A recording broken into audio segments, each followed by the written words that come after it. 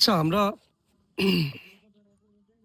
একটা জিনিস আসলে মানে মেনে নিতে পারি না। জিনিসটা হচ্ছে আমরা পরাজয় মেনে নিতে পারি না। আমরা চাই সবসময় যেন আমরা জয়ী হই।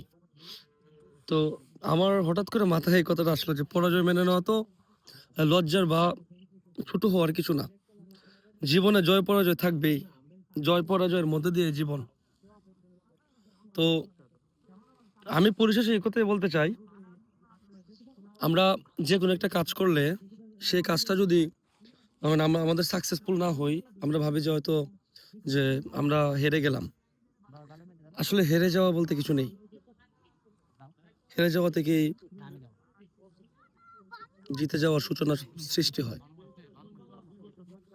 তো আমাদের দৈনন্দিন জীবনে বিভিন্ন দিক, বিভিন্ন বিষয় নিয়ে আমরা মাঝে মধ্যেই হতাশাগ্রস্ত হই।